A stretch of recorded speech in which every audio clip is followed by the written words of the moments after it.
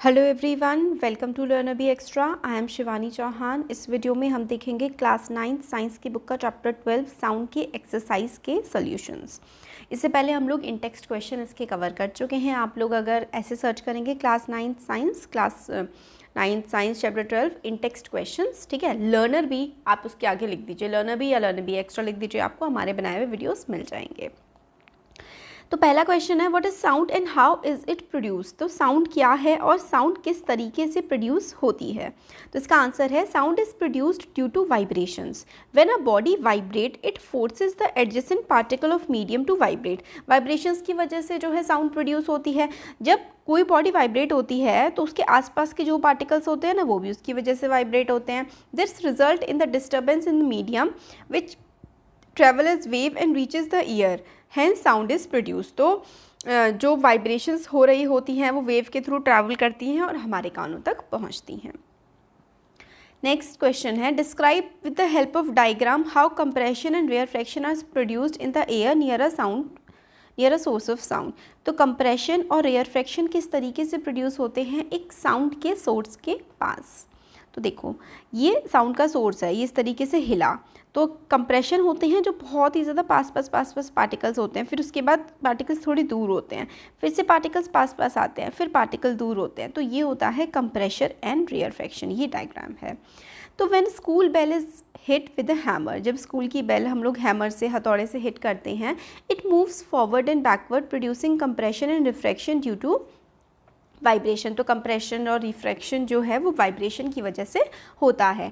When it moves forward it create high pressure in its surrounding area, this high pressure region is known as compression. तो देखो, जिस reason में बहुत ज़्यादा pressure high होता है ना, हाई प्रेशर वाला जो रीजन होता है उसको हम लोग कहते हैं कंप्रेशन।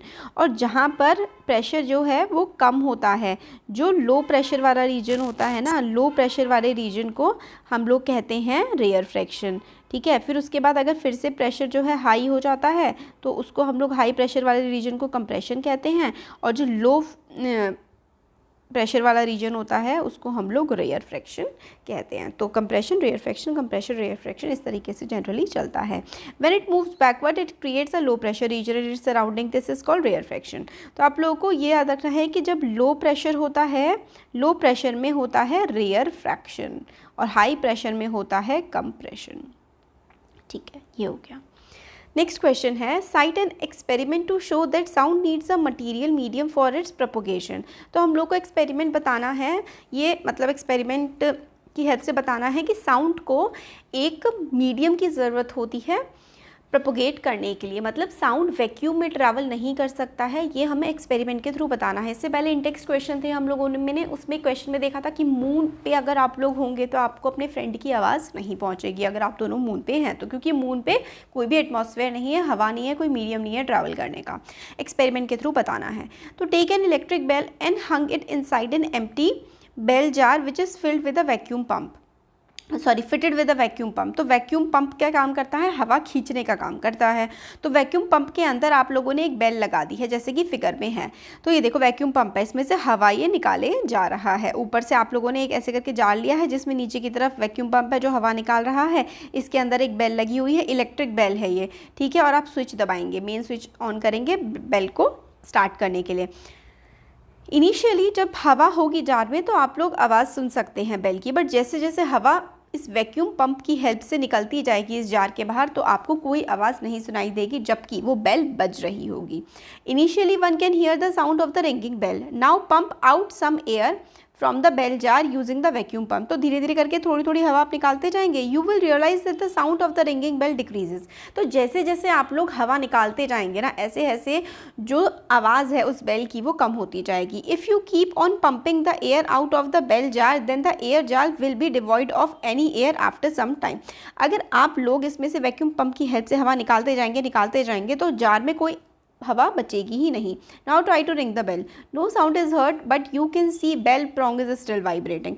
आप लोग देख सकेंगे क्योंकि कांच का ग्लास होगा, इसमें आप देखेंगे कि ये तो वाइब्रेट हो रहा है, हिल रहा है, बट कोई आवाज़ नहीं आ रही है। तो इससे हमें समझ में आएगा when there is no air present in the jar a vacuum is produced, sound can not travel through vacuum, therefore this experiment shows that sound need a material medium for its propagation. तो ये जो experiment है ना, इससे हमें समझ में आ जाता है कि साउंड को एक मीडियम चाहिए होता है प्रोपोगेट करने के लिए। नेक्स्ट क्वेश्चन है, why is sound wave called longitudinal wave. Sound wave को हम लॉन्गिट्यूडनल वेव क्यों कहते हैं?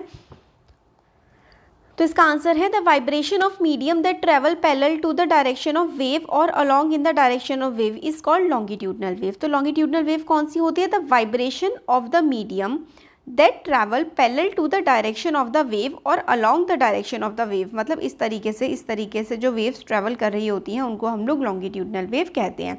The direction of particle of medium vibrates parallel to the direction of propagation of disturbance, therefore a sound wave is called longitudinal wave. तो particles इस तरीके से parallelly vibrate कर रहे होते हैं। नेक्स्ट क्वेश्चन है, which characteristic of sound help you to identify your friend by his voice while sitting with the others in the dark room. तो आपके फ्रेंड की वॉइस की कौन सी करेक्टरिस्टिक है जो आप लोगों को आप सारे के सारे फ्रेंड्स अंधेरे कमरे में बैठे हो, लाइट बिल्कुल भी नहीं चल रही है और आप लोग बात कर रहे हो, तो आप लोगों को आवाज़ फिर भी समझ में आ जाती है कि किसकी कौन सी है। तो ऐसा क्यों होता है? तो आंसर है, the quality of sound is a characteristic that help us identify the voice of a particular person. Two people may have the same pitch and loudness but their qualities will be different. Pitches जो है loudness same हो सकती है but उनकी जो quality होती है ना वो अलग अलग होती है हर किसी की साउंड की। नेक्स्ट है, flash and thunder are produce simultaneously. Flash एकदम से लाइट आती है और गड़गड़ाहट भी बादलों की होती है, एक साथ प्रोड्यूस होते हैं। But thunder is heard a few seconds after the flash is seen. मगर थंडर आवाज़ आप लोगों को बाद में आती है, पहले बिजली कड़केगी उसके बाद आवाज़ आएगी। ऐसा क्यों होता है? जबकि दोनों बिल्कुल एक साथ ही प्रोड्यूस हो रहे हैं बट फिर भी हम लोगों को आवाज़ क्यों बाद में आती है और बिजली क्यों पहले दिख जाती है? तो देखो इसका आंसर है, speed of sound is 344 metre per second. This is important, आप लोगों को याद रखना है कि स्पीड ऑफ साउंड क्या होती है। स्पीड ऑफ साउंड बच्चों होती है 344 metre per second, whereas speed of light is 308 नहीं है ये, 3 × 10⁸ मीटर पर सेकेंड। ठीक है, जो स्पीड ऑफ लाइट है, ठीक है, स्पीड ऑफ लाइट क्या है? स्पीड ऑफ लाइट है 3 × 10⁸ मीटर पर सेकेंड और स्पीड ऑफ साउंड है 344 मीटर पर सेकेंड। अब 3 × 10⁸ मतलब कितना ज़्यादा है। ठीक है, speed of light is less when compared, speed of light is less when speed of sound, speed of sound, sound की स्पीड जो होती है ना वो कम होती है जब हम लोग उसे लाइट से कंपेयर करते हैं। तो लाइट की स्पीड बहुत ज़्यादा होती है, साउंड की कम होती है। Due to this reason the thunder takes more time to reach the earth as compare to light speed which is faster, hence lightning is seen before when ever we hear the thunder. तो जो light है ना, light हम लोगों को पहले दिख जाती है थंडर से ना लाइट हमेशा पहले दिख जाती है। ये आप लोग याद रखें क्योंकि स्पीड ऑफ लाइट काफ़ी ज़्यादा होती है स्पीड ऑफ साउंड से। नेक्स्ट क्वेश्चन है, a person has a hearing range of 20 से 20,000 हर्ट। एक पर्सन, एक ह्यूमन बीइंग की जो हियरिंग रेंज होती है वो 20 से 20K हर्ट्स, 20K का मतलब होता है 20,000 hertz. What are the typical wavelength of sound waves in air corresponding to the these two frequency. तो ये दो फ्रीक्वेंसी 20 हर्ट्स और 20,000 हर्ट्स, इन दो फ्रीक्वेंसी के अराउंड वेवलेंथ कितनी होती है? स्पीड ऑफ साउंड आप लोग को लेनी है 344 मीटर पर सेकेंड, ये क्वेश्चन में बता दिया गया है। तो स्पीड साउंड वेव्स के लिए speed is equals to, speed का फॉर्मूला क्या होता है? स्पीड का फॉर्मूला होता है वेवलेंथ इंटू फ्रीक्वेंसी। ठीक है, ये हल्का सा ऐसा टेढ़ा होता है।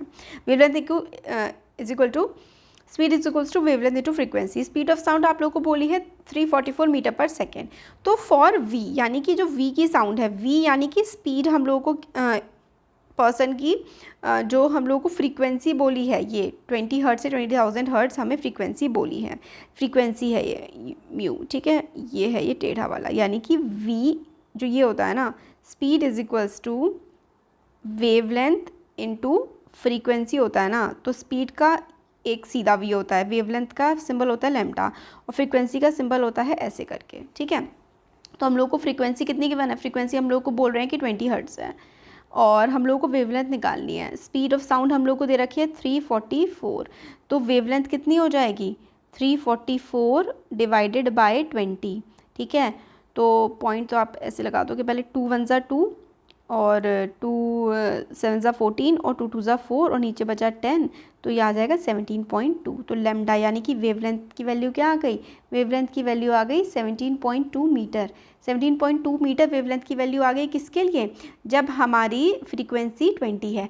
जब फ्रीक्वेंसी 20 हर्ट्ज़ है तो वेवलेंथ की वैल्यू क्या आ गई, देखो जब फ्रीक्वेंसी 20 हर्ट्ज़ है तो वेवलेंथ आ गई 17.2 जब फ्रीक्वेंसी 20 हर्ट्ज़ है, ठीक है। अब जब फ्रीक्वेंसी जो है, फ्रीक्वेंसी हमारी V2 यानी कि सेकंड फ्रीक्वेंसी हमारी 20,000 है, जब हमारी सेकंड फ्रीक्वेंसी जो है वो 20,000 है तो हमारा क्या हो जाएगा, इधर तो हमारा स्पीड है, इधर हमारा लैम्डा है और इधर फ्रीक्वेंसी अब हमारी क्या हो गई है, फ्रीक्वेंसी हमारी हो गई 20,000, तो लैम्डा क्या हो जाएगा 344 अपॉन में 20,000। तो लैम्डा क्या आ जाएगा 344 डिवाइडेड बाय 20,000, तो ये आ जाएगा हमारा 0.0172 मीटर। देखो ये जो है यहाँ पर, ये देखो ना यहाँ पे 344 और ये क्या है 2 1 2 3 4, 2 1 ज़ा 2, 2 7 ज़ा 14 और 2 2 ज़ा 4, 172 और नीचे 1 1 2 3 4, तो ये क्या बना यहाँ पे, ये बना 172 डिवाइडेड बाय ये, ठीक है। तो 1 2 3 बट नीचे तो 4 ज़ीरो हैं, तो 4 ज़ीरो हैं तो 3 के बाद एक और ज़ीरो लगा दोगे और यहाँ पे पॉइंट आ जाएगा। तो हमारी वेवलेंथ 2, सेकंड वेवलेंथ क्या आ गई 0.0172 मीटर, सेकंड वेवलेंथ हमारी आ गई 0.0172 मीटर, ठीक है। ये हमारी सेकंड वेवलेंथ यहाँ पर आ गई है। फर्स्ट वेवलेंथ हमारी आई थी यहाँ पे 17.2 मीटर, ठीक है। तो हमारी ह्यूमन की जो हियरिंग रेंज होती है फ्रीक्वेंसी की, तो वो 20 से 20,000 हर्ट की होती है। तो अगर उसकी हम लोग वेवलेंथ निकालें तो उसकी रेंज होती है 0.0172 मीटर से लेकर के 17.2 मीटर तक की वेवलेंथ होती है एक ह्यूमन के ईयर की हियरिंग की। नेक्स्ट क्वेश्चन नंबर 8 है। 10 तक हम लोग इस वीडियो में देखेंगे, 10 के आगे के हम लोग नेक्स्ट वीडियो में देखेंगे। तो 2 children are at opposite ends of an aluminium rod. तो ऐसा है, देखो बच्चों, एक एल्यूमिनियम रॉड है, बच्चे इसके ऑपोजिट एंड पे हैं, एक बच्चा यहाँ पर है और एक बच्चा यहाँ पर है। One strike the end of the rod with a stone. तो एक बच्चे ने यहाँ पे इस पत्थर से इसको स्ट्राइक किया। Find the ratio of times taken by the sound wave in air and in the aluminium to reach the second child. तो हम लोग को ये बताना है कि किस रेशियो में, मतलब रेशियो के हेल्प से बताना है कि कितना टाइम लगेगा ये जो यहाँ पे इसने साउंड क्रिएट करी है उसको हवा में ट्रैवल करने में और एल्यूमिनियम में ट्रैवल करने में। अब हमको एक चीज़ पता है कि जो स्पीड ऑफ साउंड होती है वो सॉलिड में ज़्यादा होती है, मतलब जो स्पीड होगी वो एल्यूमिनियम में ज़्यादा होगी एज़ कम्पेयर टू हवा में। तो हमें क्या करना है, हमें कंसीडर करके चलना है, हमें कंसीडर करना है कि जो लेंथ है ना एल्यूमिनियम जो रॉड है उसकी लेंथ हम लोगों ने मान ली कि भाई लेंथ जो है एल्यूमिनियम रॉड की वो d है, और sound wave temperature 25 degree Celsius पर हम लोगों को क्या लेनी है, स्पीड ऑफ साउंड, ठीक है। तो एट 25 डिग्री सेल्सियस, ठीक है, स्पीड ऑफ साउंड हम लोग ले लेते हैं यहाँ पर 26420 मीटर पर सेकेंड। ये हम लोगों को टेबल से मिल गया है, ठीक है, टेबल हमें गिवन है। Time taken to reach the other hand, तो दूसरी तरफ जो है पहुंचने में उसको टाइम कितना लगा होगा। तो टाइम क्या होता है, देखो स्पीड इज इक्वल्स टू क्या होता है, डिस्टेंस अपॉन टाइम, है ना, speed is equals to distance upon time, यही तो होता है हम लोगों का। अब देखो डिस्टेंस हम लोगों ने क्या मान लिया है, डिस्टेंस हम लोगों ने d मान लिया है। टाइम को अगर हम लोग, इसमें तो इन लोगों ने हमें कुछ गिवन नहीं है, सिर्फ ये गिवन है कि 2 बच्चे हैं, ठीक है। तो टाइम हम लोगों ने t माना है और स्पीड ऑफ जो है हम लोगों ने मानी है 6420। अब स्पीड ऑफ साउंड एयर में होती है 346 मीटर पर सेकेंड, तो यानी कि हवा में हो जाएगी 346 मीटर पर सेकेंड, ठीक है। तो रेशियो, और देखो ऐसा होता है एल्यूमिनियम में, ये हम लोगों को ना टेबल से देखनी पड़ती है वैल्यू कि एल्यूमिनियम में किस स्पीड से ट्रैवल करेगी आवाज़। तो एल्यूमिनियम में जिस स्पीड से ट्रैवल करेगी ना आवाज़ वो है 6420। तो एल्यूमिनियम में किस स्पीड से आवाज़ ट्रैवल करेगी, तो देखो ऐसा हो जाएगा, इसको आप फिलहाल ना यहाँ पे ये जोड़ो, इधर देखो कि जो time speed equal to distance upon time है, तो टाइम क्या हो जाएगा, टाइम हो जाएगा डिस्टेंस अपॉन स्पीड हो जाएगा। डिस्टेंस हम लोगों ने d लिया है और स्पीड कितनी लेके चल रहे हैं हम लोग, स्पीड हम लोगों की एल्यूमिनियम में कितनी है 6420, ठीक है। तो टाइम जो है एल्यूमिनियम में हमारा है 6420, और इसी तरीके से टाइम हमारा एयर में क्या होगा, एयर में डिस्टेंस तो d है और हवा में स्पीड हो जाएगी उसकी 346। तो इन दोनों का अगर हम लोग रेशियो निकालेंगे, इसका और इसका अगर हम लोग रेशियो निकालते हैं तो ऐसे आ जाएगा T एयर या फिर T एल्यूमिनियम, है ना, T aluminium TAL upon T air, ठीक है। तो ये ऊपर आ जाएगा D6420 और अपॉन में ऐसे करके आ जाएगा D346। तो इस D से ये D कट जाएगा और बेसिकली हमारे पास बचेगा 6420 अपॉन 346, 6420 अपॉन 346 बचेगा और इसका आंसर आ जाएगा 18.55, ठीक है। कैसे कैसे आया है, सिंपल है। यहाँ पे थोड़ा सा मे बी आपको टफ सा लग रहा हो, एक और बार मैं आपको बता देती हूँ। ये देखो, ये एक्चुअली में ये है टाइम इन एल्यूमिनियम, ऐसे करके ये जो चीज़ है ना, ये ऐसे है, time in aluminium is equals to distance upon speed in aluminium. ये एक्चुअल में ये चीज़ है, time in aluminium, time in L is equals to distance upon speed, यानी कि वी इन एल्यूमिनियम, यानी कि डी का सिंबल हम लोगों ने स्मॉल डी माना है, अपॉन एल्यूमिनियम में स्पीड होती है साउंड की 6420, ठीक है। अब टाइम इन एयर क्या हो जाएगा, D upon speed in air, तो d को तो हमने स्मॉल d माना है और एयर में स्पीड होती है 346।